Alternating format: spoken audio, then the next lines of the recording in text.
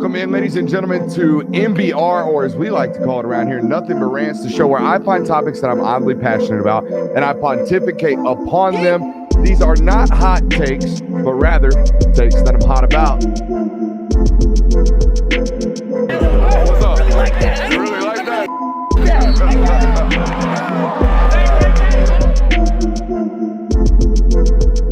Let's shut up and grind some tape. What is up, my people? It is a Monday evening here on the Film Guy Network, and we got a loaded one for you. We are officially 6 games into the college football season, and ladies and gentlemen, that means unless you plan to be playing for your conference championship and a future playoff berth, we are halfway through your college football season. That's right, halftime, folks, which means it's time to make adjustments, it's time to make some assessments, and of course, it's time to bake some of these hot takes. So the college football calendar, of course, is halfway through, and I ask you, the audience, and you, the fellas, who in the world of college football has the best win and the best loss through 6 weeks, okay, half of the regular season in college football, okay? If I were to tell you the best win through the college football season this week, or so far this season, would be Oklahoma after this weekend, I'm more than fine with that, right? They played a Brent Venables style of defense. They played havoc-wreaking defense. It was havoc everywhere across that field. Dylan Gabriel played lights out on Saturday. They look explosive. They look well-coached. They look physical, okay? That Oklahoma win was tremendous. I would say if you told me you thought that was the best win this year, I wouldn't very much have an argument for you. But hear me out. What if I told you that I thought Texas had both the best win and the best loss in college football right now? Okay, Alabama looks better and better every single week. Alabama looks like, and the SEC West looks like, Alabama is going to control what they need to control the rest of the season. Okay, they are going to win out, it looks like, in the fashion that Alabama typically does in that conference and in that division. So that Texas on the road win in Tuscaloosa still looks incredible. Okay, and if I were to continue this argument of, hey, who's the best win, okay, in college football, that Florida State win over LSU looks not so great. Every single week, that defense shows up. And that Florida State win over Clemson looks not so great every single time Clemson beats Wake Forest by 2 in a 15-13 football game. Holy hideous, by the way. Very ugly. Okay? So every single week, those Florida State wins look a little bit worse. How about that Ohio State win on the road against Notre Dame? This week it took a L, right? This week it took a little ding. So if I were to make the argument that Texas still has the best win on the road, okay, I don't think many people would argue with me. And again, sure, that Oklahoma win was great, but it was on a neutral site, okay? And if we were to be out here grading wins, and if I were to say Oklahoma versus Texas is a 100, I would grade that Texas win at Alabama to be a 99.5 or an 100 as well. I would make them even, okay? So giving Texas, in my opinion, the biggest win in college football and the biggest loss, okay? That's just one of those games that I left just as impressed with the loser as I did with the winner. Texas fought back in that football game from some insane circumstances in a rivalry football game like that. Guys, if I tell you going into a football game, your first offensive possession, you're going to turn it over inside your own 30. That team's going to then immediately score. And oh, by the way, sometime in that first half, you're also going to turn the ball over while you're about to score it in the red zone. Next drive. And also, you're not going to score on a 4th and 1 inside the red zone. If I were to tell you all of those things, you would think the team that sacrificed all of those or had all of those things go wrong for them, they would get their doors blown off. They didn't. They managed to continue to fight back, scratch back, claw back, all those things, man. Texas, by the way, also still has everything in front of them. Okay, Texas can go on about their business and win out like they were required to do anyways, okay, to make a college football playoff and have a chance at redemption in the Big 12 championship game. They play at Houston, okay, home against BYU and K-State, at TCU, at Iowa State, Texas Tech at home, okay, to finish the season. It's more than manageable, the remainder of their schedule. And again, man, like if they went out and go on to not only avenge their only loss, but have a road win at Bama, they are in the college football playoff. I don't think there's any discussion, no, correct? For sure. And another thing to go to to kind of put that Texas win over. I think if you play that Red River game 100 times, it's 50-50. How often is Quinn Ewers going to throw 2 picks in the first quarter? Yeah. And the fact that they still did that, and like you said, came back and took the lead and made a game. It took Oklahoma driving down the field the last drive to take that win. Yeah, they had the lead. They had the lead with 90 seconds left in that football game. So when you compare that to what Texas did against Alabama, where they pretty much owned the game the entire duration of that game and won by 10 points was the final score. So, Texas absolutely has the better win. Love it. Thoughts on Oklahoma in this football game? I thought they played, like I said, a really well-coached football team. I think they damn near played a perfect football game, to be honest with you. I think they basically did. They didn't have any turnovers in that football game. Dylan Gabriel was very impressive. Block punt for a touchdown. That's right. Okay. Block punt for a touchdown. Okay. But outside of that, Dylan Gabriel was very impressive to me. I thought that he was an okay quarterback. When he was in the transfer portal, he went to Oklahoma. I was like, okay, you got like a game manager type guy. I was worried about it being a scheme thing. I was worried about it being a hypo quarterback down at UCF. Because, people do it on the NFL level. Yeah. Like, Hendon Hooker wasn't asked to do a lot, right? Yeah. I applied the same principles to Dylan Gabriel. That was not what we saw Saturday. No, I saw a dude on Saturday. Pocket management, elite. Also, if you're going to be a lefty, got to be a quick stroke, a real quick stroke, and he's got a quick flick to him. Yeah, he does. Yeah. I was super impressed with him. I was super impressed with just Oklahoma in general. That Venables defense, it can be very, very confusing. We had a conversation in TTD about what it would require to beat, or stop or give Carson Beck problems. I think that Oklahoma defense could be one of those teams because, remember we talked about Auburn being a zone pressure football team and that creating havoc because we don't know where things are coming from and where coverage is dropping and where peel and replaces are coming from.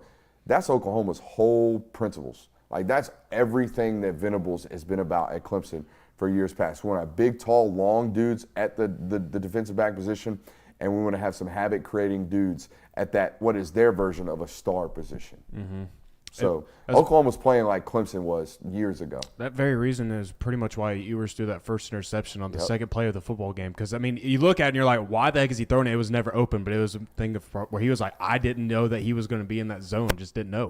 You see a lot of quarterbacks having second guesses, having indecisive throws against that football team, and that is why that guy is absolutely playing football. While we're here, before we get into the rundown on tonight's show, before we ask people to like, subscribe, rate, review, we got a taste.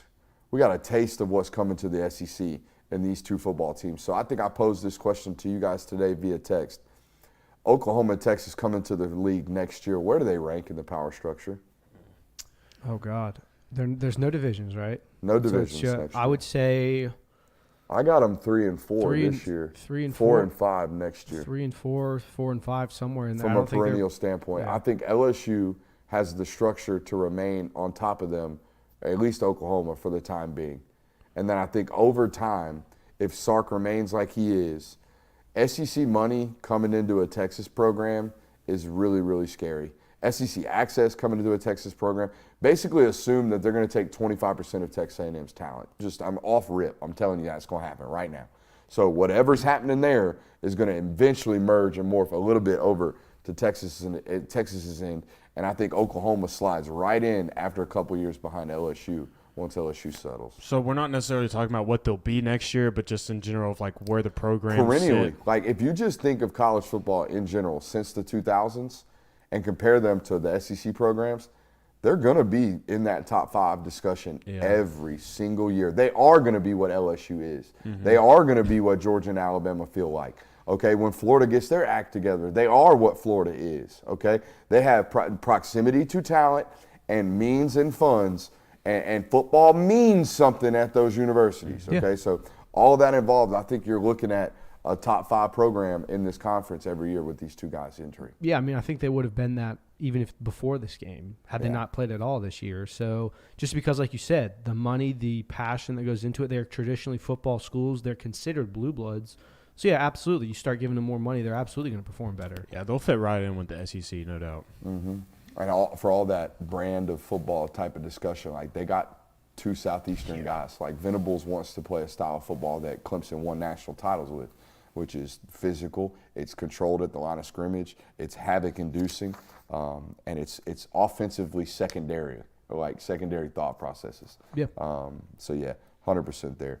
Welcome into tonight's show. We got a loaded one for you. Make sure you hit that thumbs up button, like and subscribe, and rate and review, and however, wherever you found us. If you found us on podcast, we do have a podcast, okay? Just search Film Guy Network. However, wherever you find your podcast, you will find us there. Make sure you're leaving us a 5-star review, and make sure you're leaving us a little comment section there. I go check those every once in a while. If you want my attention, that's a place to find it. We got a loaded show for you guys tonight. We already talked about it. Who has the best win in college football? We'll put a bow on that discussion. We'll get the answers from the boys, maybe even the best loss in college football from the guys. Is this Colorado shtick getting a little old? The Buffaloes got a little heat this past weekend, and for good reason. Holy smokes, we're going to give you some stats on that football game. Who would you rather have as a head coach? We'll play a little game of Jimbo versus Cristo. Not great for either of those two individuals this past weekend. Some really questionable coaching decisions. We already talked about the Texas OU to the SEC stuff. Did we buy into Notre Dame a little bit too early? We'll talk about that. USC's defense, holy smokes, almost cost them another football game. We'll shit on the NCAA for making a rule change as well. Top 25 reaction. Don't know if we're going to hit on that, but we might get to it. Is UNC potentially the best team in the SEC? Or ACC. Heard a lot of smoke about Florida State. Yours truly has Florida State going to the college football playoff this year. But UNC actually, maybe, potentially, having some defensive front pressure, looking like a football team this year, definitely having a quarterback. Where do you guys want to start next? I think we should talk about this Colorado stuff. Yeah, I like it. Yeah. Or as it's titled everywhere else, Coach Prime. Coach Prime. We're going to call him Coach Dion around here, or Coach Sanders. For those of you who didn't see it, which is most of you, okay, stop the cap. It's most of you.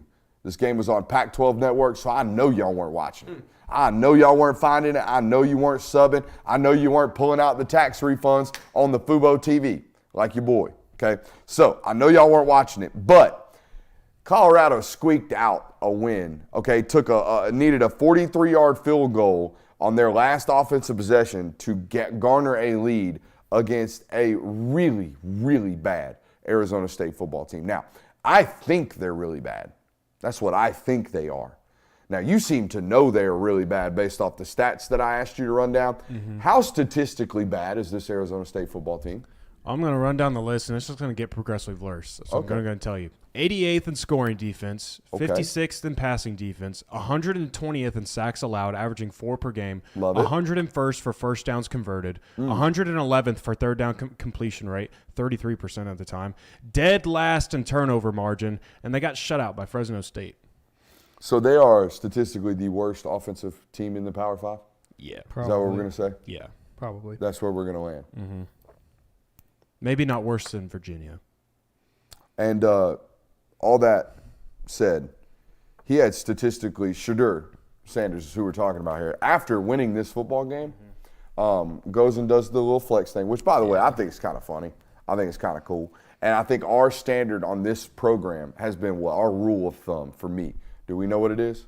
Consistency. That's all I care about. Are you consistent? Mm-hmm. And when he beat a bad TCU team, he did it. When he beat a bad Colorado State team, he did it. And when he beat a bad Arizona State team, he did it. I didn't hate on him the first 2 weeks. Not going to hate on him here. But what I will say is, against the worst football team he played all year, he has statistically his worst football game all year. Okay?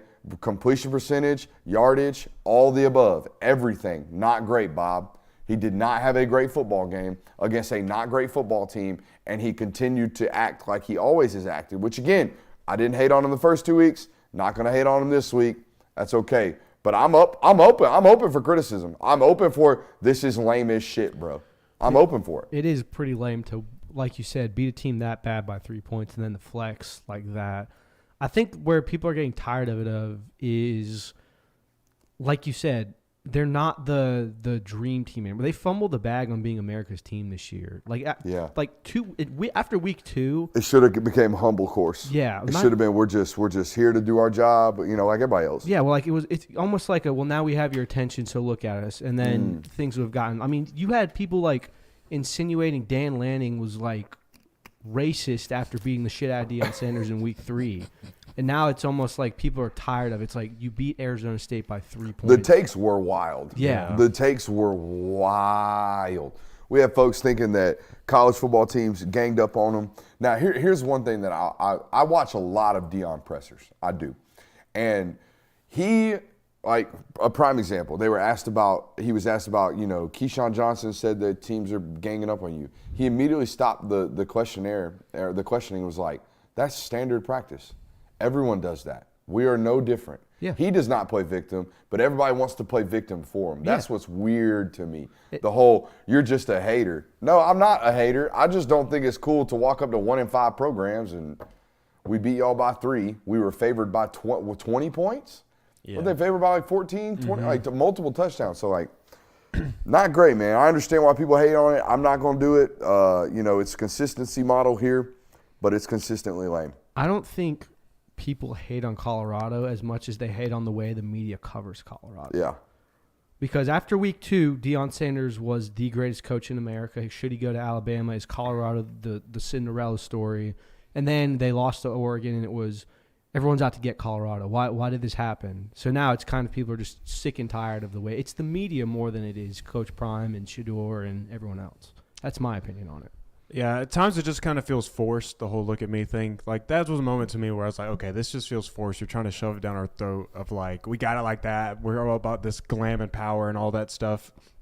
But it's not like it's the reason why people don't like it isn't because Colorado is kind of a bad football team now or worse than they were prior to the season or heading into week 2. I mean, people hated on Baker Mayfield. That was a national title contender. People hated the way that he acted after games. I mean, planting the flag in the middle of the field, the thing he did against Kansas, grab my nuts, look at me type thing. Like, no, but people just don't like that type of stuff. So, I mean, I think fans are consistent, but Colorado's also being consistent. I think the only difference, Ohio State was like the 3rd-ranked team in the country that year. And I'm pretty sure Oklahoma controlled them in that football game, didn't they? Yeah, that was my count. That was a dismantling of Ohio State inside. Yeah. That stadium. But no, I'm with you. People shit on Baker for his attitude, and I think Colin Cowherd called him a backwards hat kind of guy. Like people were on him early, and people were on Shador now. People weren't on him early. That's my problem with the national quote unquote outlash with it. It was funny. And everyone loved it, and DJ Khaled was, I call it the Shador. I call it the Shador. Like, everyone loved it. It was all great until he did it at Arizona State, and I was like, ugh, that's kind of ugly. That's kind of it's kind of cringe, if you will. Be consistent. We're consistent here. I think it's okay. I think it's, it was whatever. It is what it is. It's his trademark now, and if it's your trademark, do it. You know what I mean? Yeah. So we're good with it. Let's stay in the Pac-12, should we? Go ahead. Let's do it. Has Arizona exposed 2 of the better offenses in the sport the last 2 weeks? We'll tell you after the break. No, I'm just kidding. But you can imagine what it'd be like if I did. If I just threw what would we go to casual, if it was our break? Unathletic collection, Reed.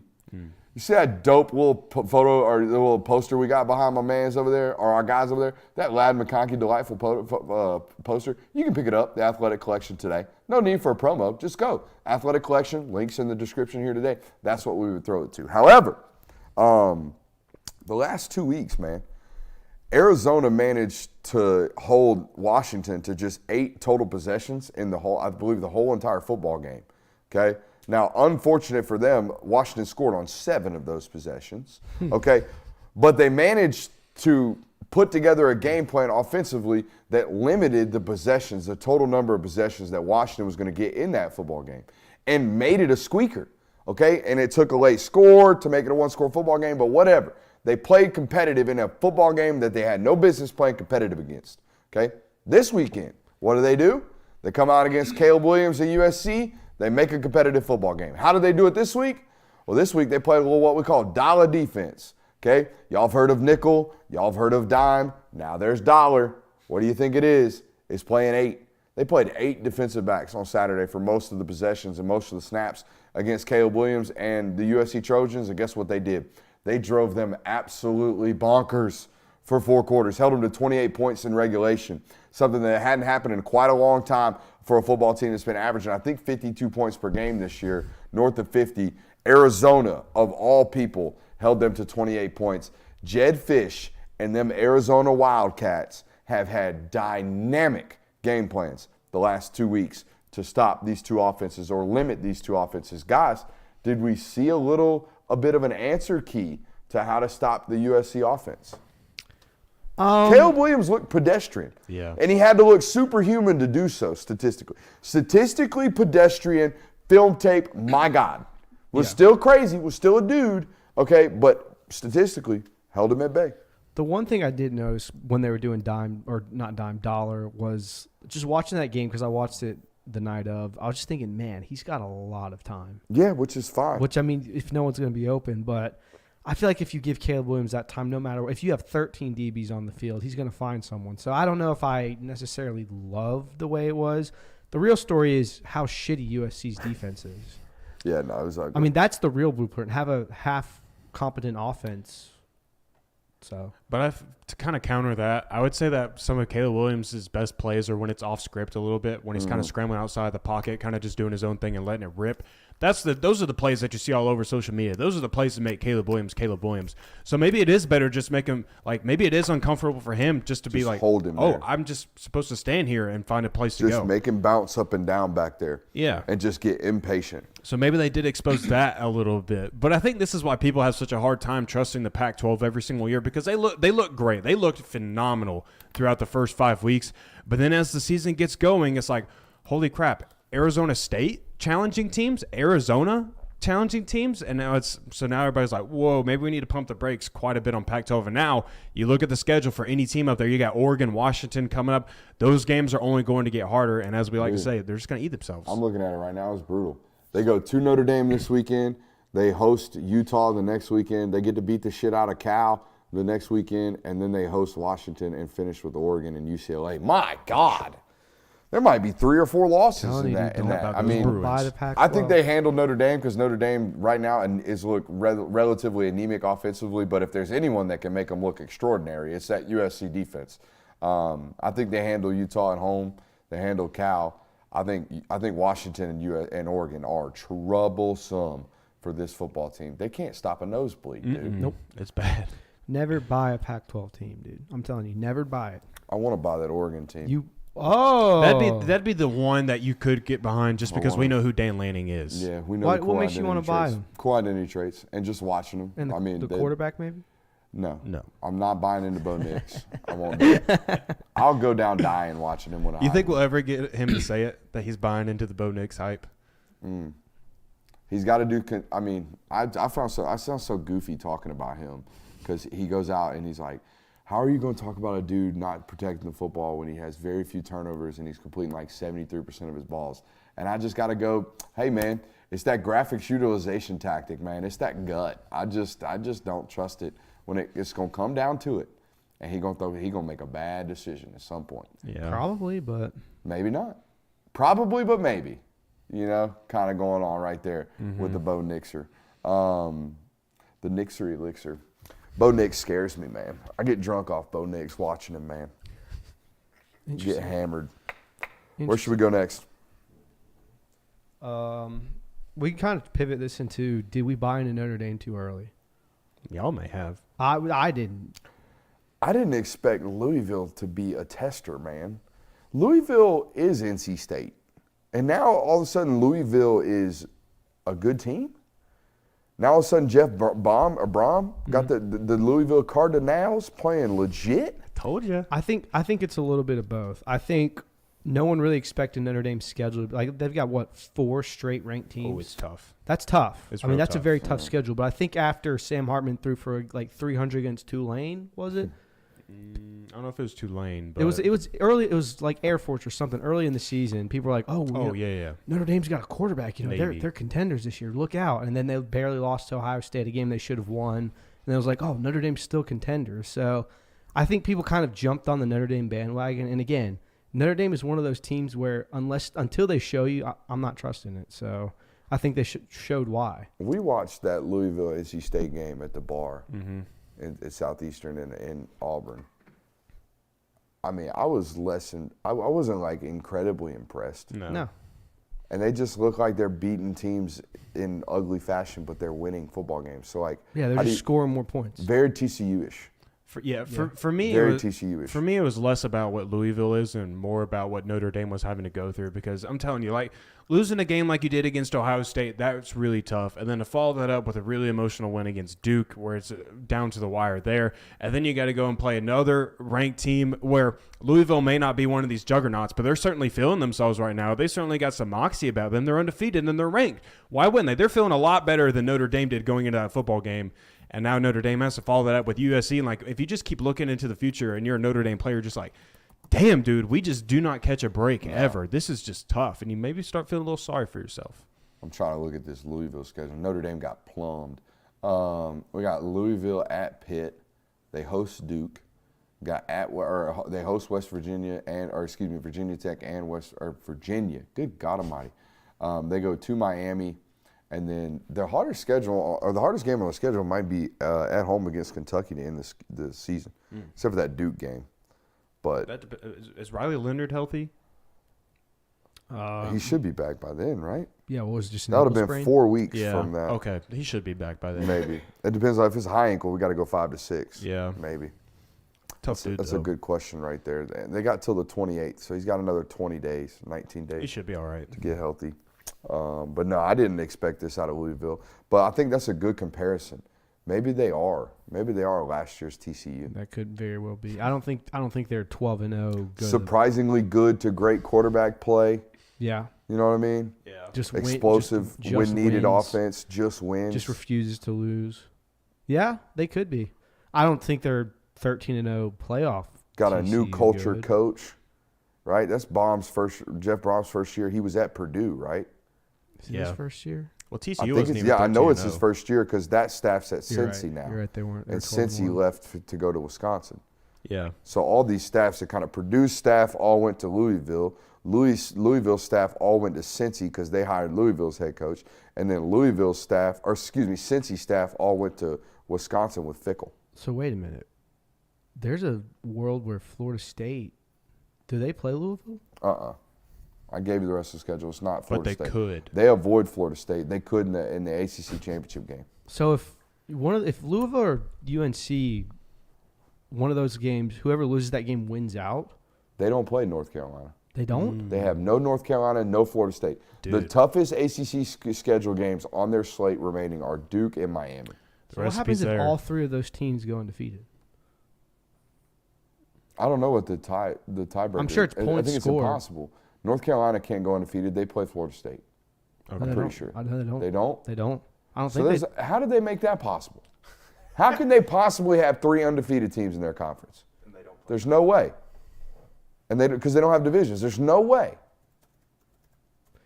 That's an issue in conference scheduling. UNC remaining has Miami, Virginia, Georgia Tech, Campbell, Duke, Clemson, NC State. They do not play Florida State. How is that possible? How is it possible? We just discovered something here on this channel. How is it possible that North Carolina can go undefeated, Louisville can go undefeated, and Florida State can go undefeated? I mean, I guess it's the same. It'll be the same thing with the SEC next year, where if you have, just say hypothetically, Georgia doesn't have to play Auburn, and then you have. I'm trying to figure out how I don't you're even going to know walk. how- I don't even know wanna how get you're into going to do that. this You're gonna math make right my now. brain hurt. If you do this right now on live television, you are the smartest man alive. If you figure out a way 3 teams can make an undefeated schedule out of a 16-team slate right now on the top of your head, you're the smartest man alive. You get rid of divisions. You have, say, Georgia doesn't have to play a Bama or a A&M. A&M doesn't have to play Bama or Georgia, and then Bama doesn't have to play either of those. You can have all 3 of those teams not play each other and go 12. You know who won't allow that to happen? Greg Sankey, because he's not an idiot. This Well, is yeah, apparently that's what I'm the saying. ACC It's is. possible. I don't think it is. But again, This is something that you look at and you're like, you didn't do it intentionally. It's just something that this you accidentally happened. and you're just like, oh shit. yeah, this would be more. It's more of the equivalent of if I hope it happens. this would be more the equivalent of if Bama goes 12-0, if Georgia goes 12-0, and then Mississippi State goes 12-0. What a wild card. And Yeah. Mississippi State just got lucky and didn't have just- to play either of those teams. I don't think. I don't think it happens. it's either. possible. I don't think it happens. It would either, have but to boil down to points scored I against still ACC teams or something. trying to rack my brain on how this is possible. How this ACC nightmare is possible.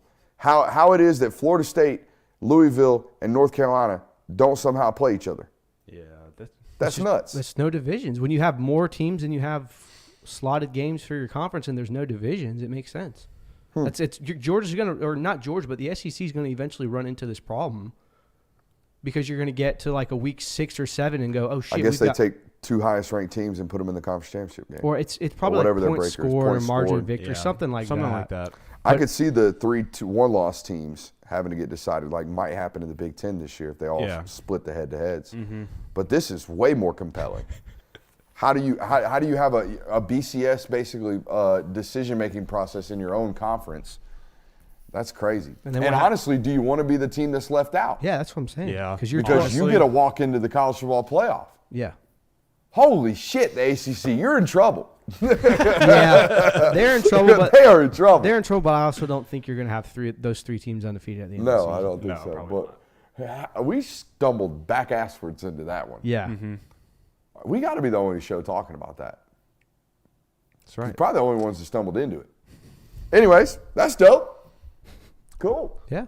Make sure you hit that like, subscribe, rate, and review. Hit that thumbs up button while you're at it over there on Twitter. Where should we go next? Well, since we were talking about SEC, ACC, you want to talk about Jimbo, Cristobal? Oh, God. So, Jimbo Fisher punted.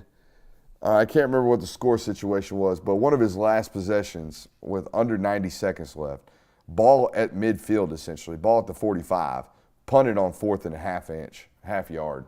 It wasn't a bunch, but punted the football. And then on the other side, Cristobal had one of the dumbest coaching decisions that, by the way, he's made before. Yeah. Mm-hmm.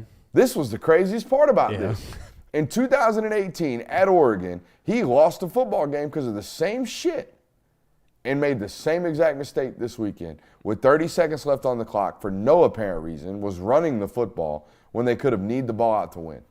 Makes no sense. You deserve to lose football games when you do shit like this. Oh, Yeah. absolutely. For sure. I feel no sympathy. I feel sympathy only for the kids on the sideline that lost that football game. Yeah, I feel sympathy for the players, but for Cristobal, no, not at all. Are you good? Yeah, dude, my lips are cracking. So every once in a while, you'll see me do one of those. Because I'd rather them, I don't know. But thanks for pointing it out, man. That was great. I'm just making sure. You were talking, so I thought I was good. I've been doing it over here every once in a while. Just trying to break it up, man. I don't know. Okay. Don't fucking look at me. I'm weird. I'm just making sure. Jimbo at this point just needs to, like, try to get fired. Yeah. You know what I mean? Just be like, give me the buyout, please. just give it to me. Give me the bag. But don't, like, do anything wrong. Yeah. Don't get fired for cause. Don't hit on your assistant. Don't hit on your assistant. Don't go drive a motorcycle. Don't go driving motorcycles. Don't do the escorts. Make sure you got a school phone and a trap phone, okay? Hugh Freeze. I think Hugh Freeze learned that lesson. Hugh Freeze definitely got himself a burner phone nowadays. For sure. For sure. So make sure you stay strapped with that burner phone, but just get out of there somehow, okay?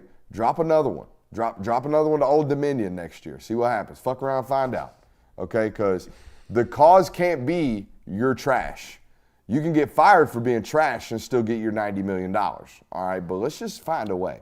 Let's fuck around and find out, Jimbo? Yeah. Yeah, I think, honestly, if I'm Jimbo Fisher right now, my goal is to be the model citizen of coach. Like, be more than Mark Richt was. Nice guy. Could make it to where you have to get fired for performance because you're getting that buyout money. If they do what they tried to do with Auburn and Harsin, and that voids your buyout, I mean, that's to be honest, that's a possibility. Well, here's the deal. I don't think any SEC coach is truly squeaky clean. No, of course not. Of course not. That's what I'm saying. Maybe now there's a lot more clean ones that NIL is legal, but I don't think there's a single soul out here that's by the book. But yeah, you gotta be a different type of snake to try to bring your own guy down. Tennessee, I'm looking at you. Auburn maybe. Tried. They really They tried. His lawyer must just be strapped, just absolutely strapped. Was just like, y'all, we're going to countersue so hard because there's the only reason they didn't follow through with it. I think because he actually wasn't sleeping with that girl. Brian Harsin, good scout. Good scout. Anything else? Another one that I thought was absolutely we never insane. talked about who you'd want as your coach. Oh, Cristobal. Yeah. Maybe. It's gotta I be don't Cristobal. even know. They're both bad. Yeah. Game management like issues to me are like, what is your job, bro? Right. Like, why are you here? Your job is you're supposed to be the one to control these things that are uncontrollable by anyone else. It is falling on your head. and you're out here biffing those, like you can't be a head coach. Yeah, I would take Cristobal just in the sense that Fisher has done less with more in the time he's been at A&M, whereas Cristobal strung together a couple of decent seasons at Oregon, potential playoff contenders, or in a couple of Pac-12 championships. Obviously, things aren't going well at Miami. He's in year 2, and last Saturday is not an indicator that things are going well, but I think the ceiling is higher if you have Cristobal, whereas Fisher he made $100 million off 2 seasons at Florida State and has not done jack shit since. I think bottom line for me, I just don't dislike Cristobal, and I dislike Jimbo. Well, simple as that. Did you hear his explanation after the football game? For what? He said it was 4th and 1, and had it been 4th and a half, he'd have gone for it. Oh. So the difference between him giving up and the difference between him trying. Foot and a half. A foot and a half? Foot and a half. Lame. I mean, heck, Eli Drinkwitz is going for it on 4th and 32. You didn't see that? Yeah, he should have punted. Yeah, he definitely should have punted, but at least he had the He balls. had 3 timeouts, too, I think. He had 2, I think. He had 2 timeouts? 2 with like a minute 25 left. So oh, it well, would have then been. you can't punt. Maybe even more time than that. I just know that when I thought mathematically he had an opportunity to get the ball back. he definitely did. He Because did, when but I it was He would've got been the like- ball back anyways, didn't he? It would have been with like 15 seconds. it would have been squeaky, but I understand going for it in that situation Yeah, more me than too. I do punting on 4th and. If you think mathematically you're not getting off the field, right? If you think Yeah. your defense isn't making a stop anyways, which they probably weren't. Yeah, they weren't. I mean, it's Jaden Daniels and yeah, LSU. I think that was just a sign of our defense has not stopped them in the second half. So we're just gonna say F it. Let's see what happens. I love that Drink's doing well. I think it's good for the conference that he's here, honestly. He's funny. He's a good quote. It seems like to be a good dude. I can always tell. I shouldn't say he shows a tremendous amount of respect for everybody, but I can always kind of tell which guys Kirby's like, not necessarily distance himself from, but they don't mingle. Yeah. You know, like he doesn't dislike Mark Stoops, but he clearly does not mingle with Mark Stoops. There's very clearly a lack of communication between the two. Clark Lee very clearly doesn't necessarily talk to that guy. Just business.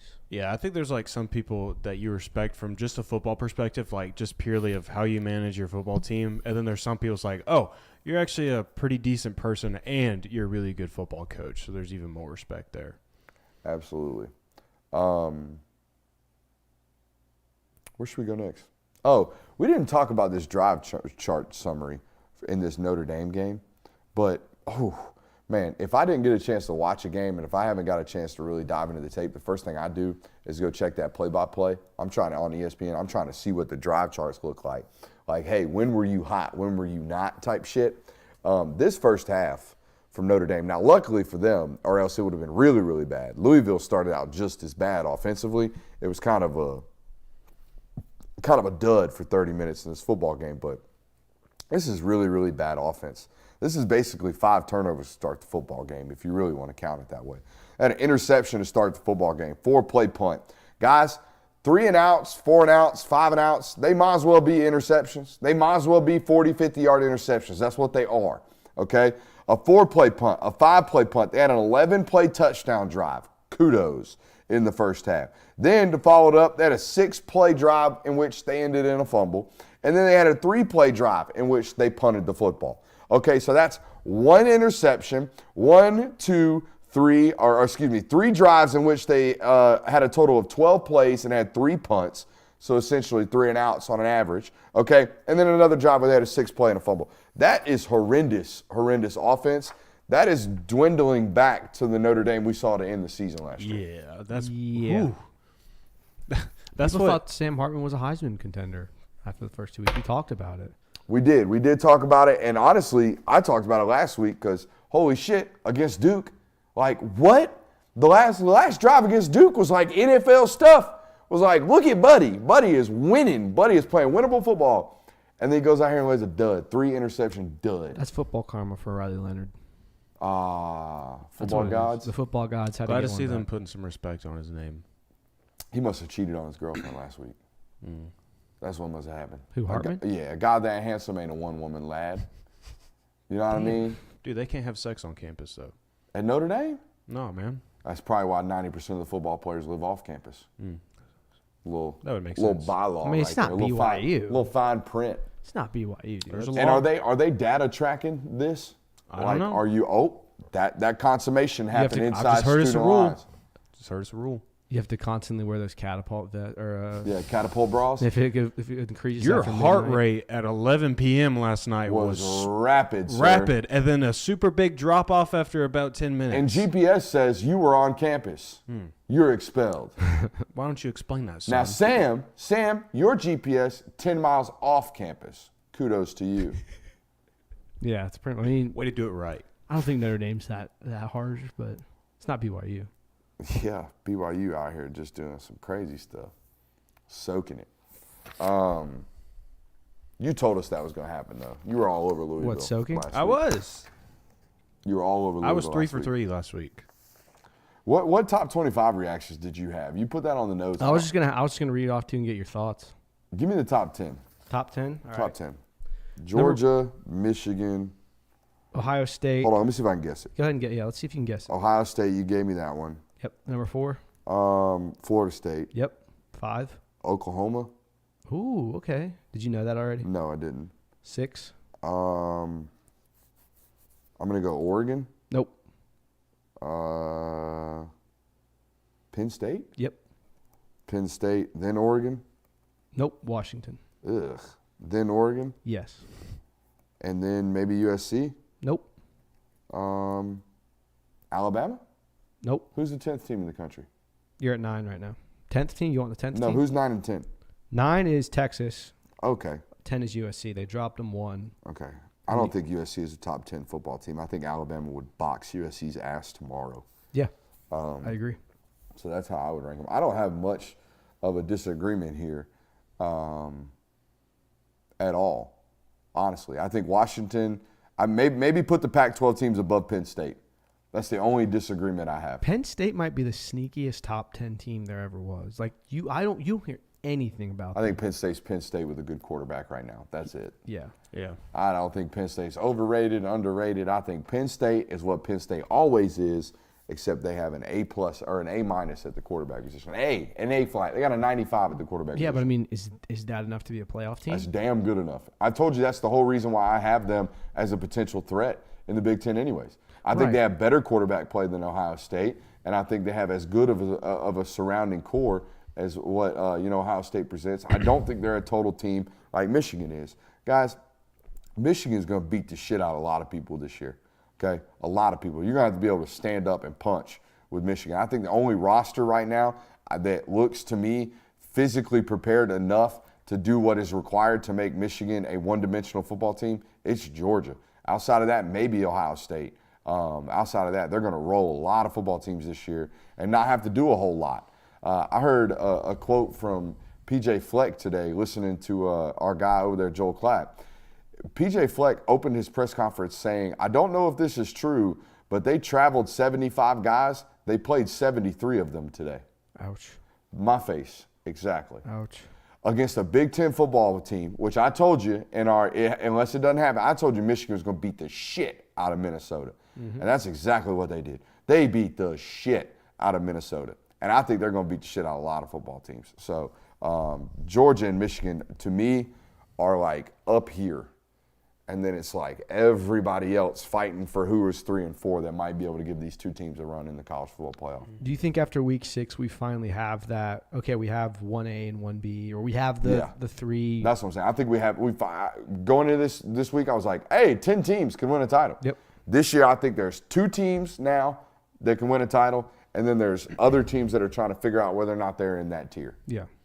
I think All in agreement? Mm-hmm. two teams that should be able to win the title, and then you have 4 or 5 that are like they could make something happen. Whereas you get to the playoff and it's a crapshoot. I think that's where you're at. I don't think I have, like I said, I would put Washington and Oregon over Penn State right here, or maybe split Penn State in between the two. I like Washington have. I'm coming around on Oregon the more and more I watch them, just because I am an SEC identifier. Like if I see, because I think that's what it requires to win. I like in January, I think you have to be able to control the lines of scrimmage and play a lot of man coverage to win football. That's what you have to do. That's how every great SEC team over the years has been designed. You look at Alabama over there, their supremacy. They were great at the line of scrimmage. They had first-round defensive backs every single time. They can stop you in the run. They can cover you. Shocker. They're great on defense. Oregon can do that. Oregon can stop the run. They've got great offensive and defensive line play, lines of scrimmage play, and damn, they can cover. Yeah, they got a pretty good QB too. Yeah. Them and Georgia are the only. He said yes. The only. I'm gonna say yes. They're the only two. Them and Georgia are the only two teams that have a top 10 scoring offense and defense right now. Yeah, it was a hot tweet for you today. How'd that go? It looked like it was hot when I saw it. It was close to 400 last I checked. Holy shit. You know what? You're still laughing at getting me I to say got Bo you. Nix was good. Fuck you. You know how I know a tweet's going to bang? If it's got as many likes as it does minutes have been tweeted That's what within I like always the check. first 15 398, minutes. by the way. Oh, boy. Yeah. The boy coming up. That's right. Coming up. Guys, I'm not going to sit here and talk extra long if we don't have anything else. I have one thing. You have I wanna one get out thing of else? the What do way. you got? Speaking of teams that are like, we have the teams that we know can compete for a title, and there's teams that maybe. Are you I'll going tell to bury one- somebody? Huh? Are you going to kill someone? Yeah, I am. I'm excited. Let's hear it. One of these teams that we think maybe can, I'm calling them frauds right now. And they are, in my opinion, they're frauds. Florida State. I think they're pretty fraudulent right now. I would not be buying the Seminoles stock right now. In the middle of the season, I would not be buying their stock. 77th in third down conversion rate, 38%. 44th in scoring defense, 77th in run defense, 84th in pass defense, 104th for penalties per game. Here's the scoring defense that they have faced. Clemson, 34th. That's the best one. Southern Miss, 125th. Boston College, 109th. Virginia Tech, 78th. Fraudulent. Fraud. Ooh. I mean, I hinted with the idea that could UNC be the best team in the ACC, but I didn't have any of the statistics to back it up like that. But Not I buying mean, it. when you think about it, like Florida State kind of, They're a couple fades away from being 3-2. well, not even that. They kind of made it into the top. They were what, like number 11 to start the season, beat the shit out of LSU. That got them into the top 5. That win, I think we all can agree now, is almost meaningless. Yeah, I at didn't this even point. include LSU scoring defense. Yeah, so I mean, we can almost We know how bad that is. negate their best win. What's their next best win? Clemson An on the road. overtime Clemson win on the road against a Clemson team that has virtually no offense. And I mean, they're in my college football playoff predictions, but a squeaker against Boston College the week before the game against Clemson, like, Yeah. it didn't look great, you know? No. So I'm with you. I'm not necessarily with you that they're frauds. I'm hoping not. I just look at them as like, God dang, they got a lot of No, dudes. they definitely have the They most got a talented lot roster. of dudes, man. Yeah, they do. But So It is going to be interesting to see how the ACC plays out after that discovery we made. But now watch after we I said still it. don't know how it's manageable. We just looked at it. It still blows my mind. How did the ACC let that happen? Yeah, I mean it's you have statistically a huge problem because like it's possible to happen. Mm-hmm. I don't think it does happen though. I think No, I they'll think like. North Carolina shits this bed. yeah, I think Louisville does before that. probably. Or maybe Florida State, too. Maybe. Yeah, I mean, so I think they got to play Miami. Mm-hmm. Miami. That's the worst loss, Miami. right? It's not a ride home for them, but actually it is. That campus isn't, or that stadium isn't on yeah, campus. it's a 40-minute ride home. It's a either way. 40-minute ride home for them. Mm-hmm. That's a tough ride home. Yeah. That is a tough ass ride home. I lost a football game not in a similar fashion, but kind of in the same fashion. We gave the ball back to Florida Tech up 4 with 18 seconds left. We basically did the Georgia versus Georgia Tech, but lost. Like we squib kicked instead of kicking it deep. They get the ball midfield. We get a late hit, face mask. Ball's suddenly at the 40, and now all of a sudden they're taking shots at our end zone. They end up scoring as the clock just goes 0, and we lose by 3. Yikes. It was just brutal. That's tough. For a football program that didn't do a lot of winning, to have a team and you're there, like we're done. We did our job offensively. We just got to get off the field and survive. Couldn't do it. I still hear it to this day. Bless his heart, the Rome PA announcer. And Florida Tech wins by 4 on the last play of the game. And then next thing I know, like we can see it on tape, our wide receiver grabs the trash can and he just fucking chunks it. He just like throws it down the sideline. Not great, Bob. Florida Tech, one of the worst losses I've ever experienced in my life, and I've had a lot of bad ones. Hey, make sure you hit that thumbs up button on your way out. I love you. I appreciate you. We'll